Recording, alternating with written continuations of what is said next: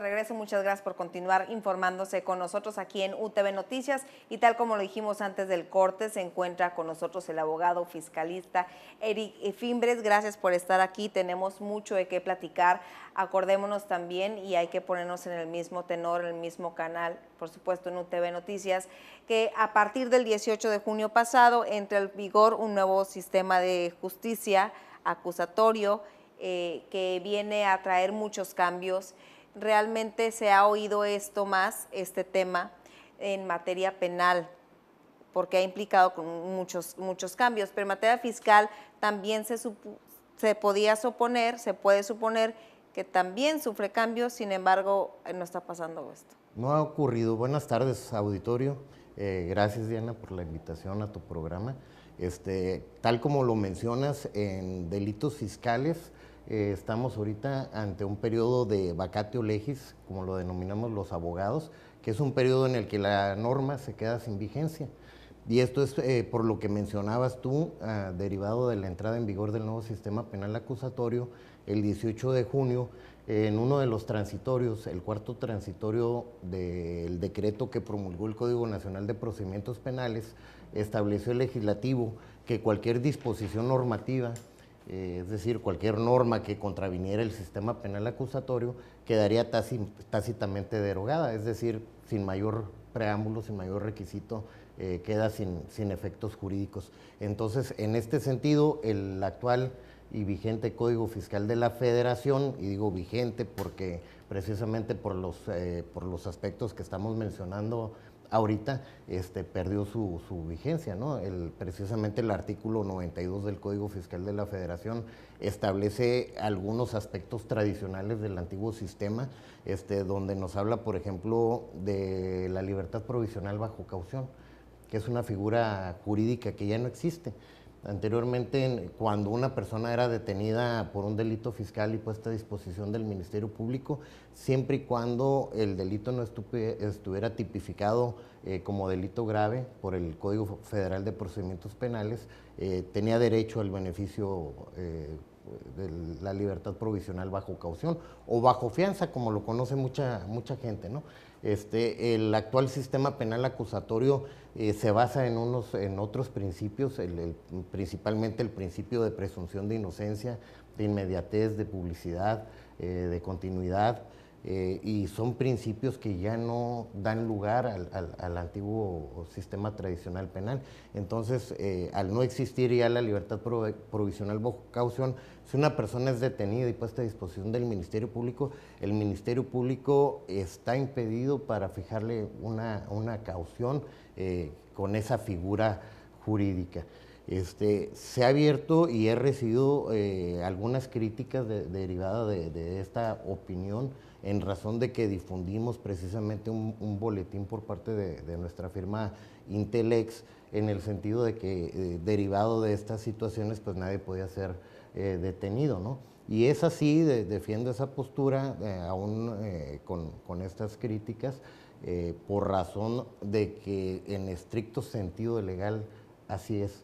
O sea, nadie debería de ser detenido en estos momentos mientras no se armonice el Código Fiscal de la Federación al nuevo sistema penal acusatorio. Pero abogado, principalmente por el principio de inocencia.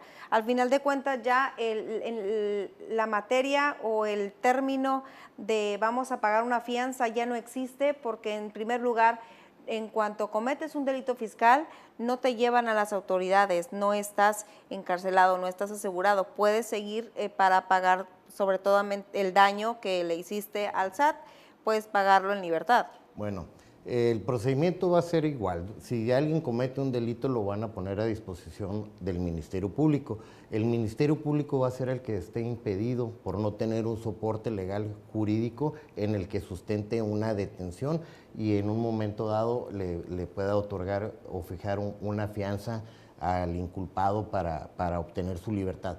¿Por qué razón? Porque ahora el nuevo sistema penal acusatorio señala que solo habrá lugar a prisión preventiva en casos excepcionales. es decir, precisamente porque se rige bajo el principio de la presunción de inocencia. Entonces, solo en casos excepcionales, señala el nuevo sistema, por ejemplo, cuando se trata de homicidio, delincuencia organizada, secuestro, violación, algunos otros delitos que nos establece ahí nuestra Carta Magna, nuestra Constitución, en el artículo 19, que son casos excepcionales, en los que la ley prevé que son casos en los que se perturba de manera sistemática la paz social o se pone en riesgo el libre desarrollo de la personalidad o de la salud. Entonces vamos delimitando cuáles serían los delitos fiscales. En los delitos fiscales no se comete bajo ninguna de estas situaciones o circunstancias.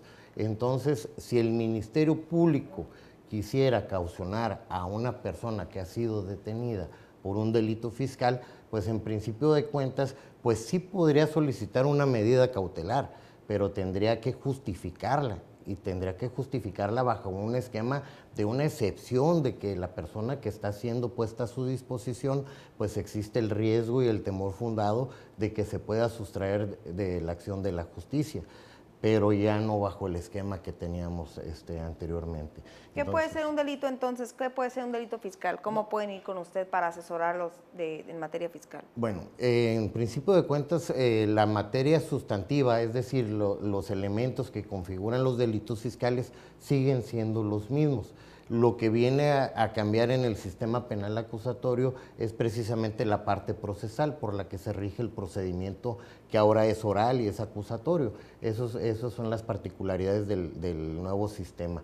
Entonces, si una persona en estos momentos es detenida y puesta a disposición del Ministerio Público y el Ministerio Público desea caucionarla, o sea, tendría que fundamentar y motivar, justificando de manera muy particular cuál es esa excepción, ese extremo por el cual está considerando que esa persona debiera de garantizar, ¿verdad? Mediante alguna fianza, mediante alguna vía económica, de que no se va a sustraer de la acción de la justicia. Pero ya no es fianza, sino reparación del daño. No, sería una medida cautelar.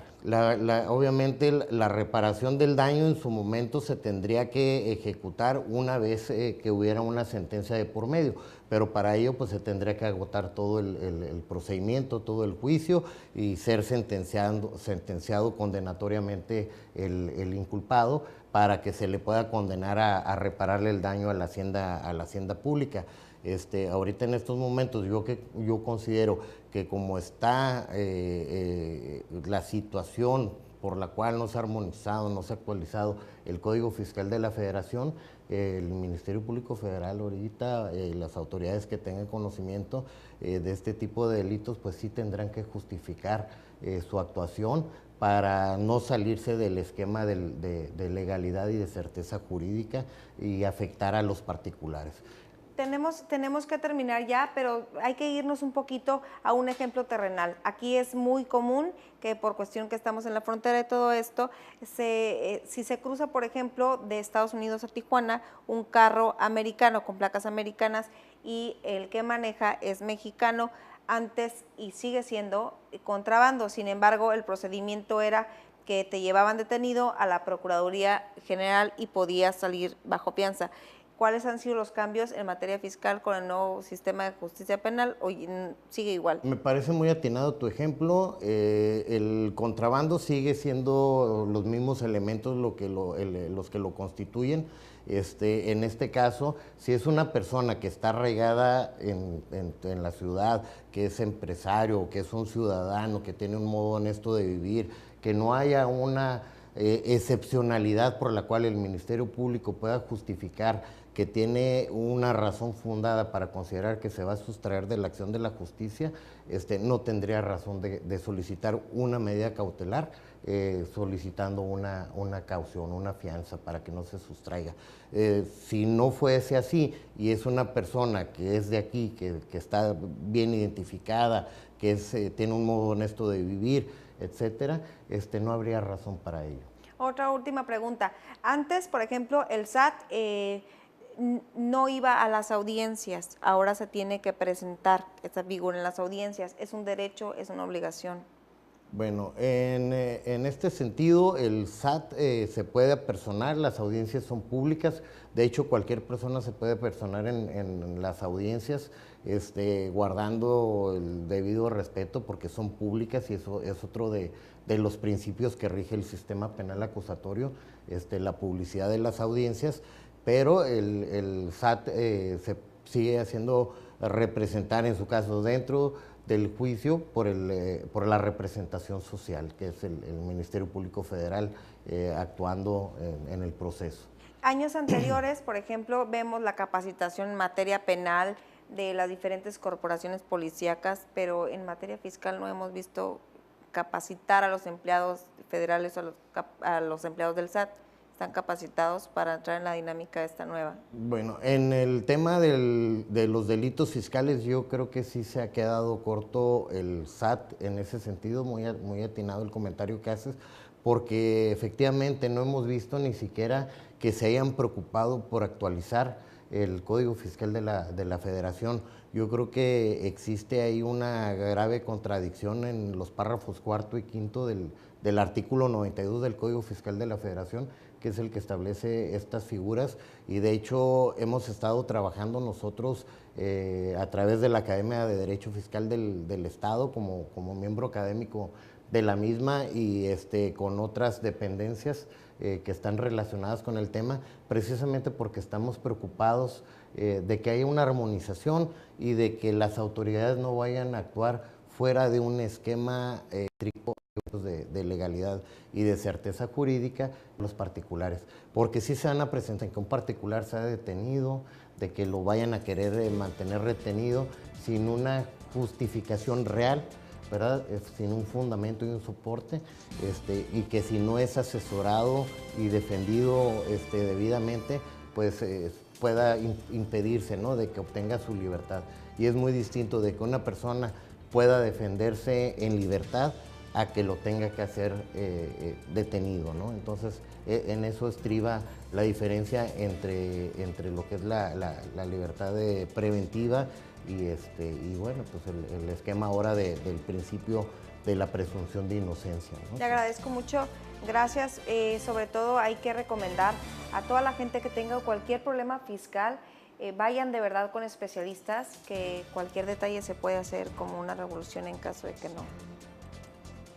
Sí, es correcto. Lo ideal es de que se asesoren por personas que sean especialistas en el tema donde están teniendo el problema, ¿no? Te agradezco.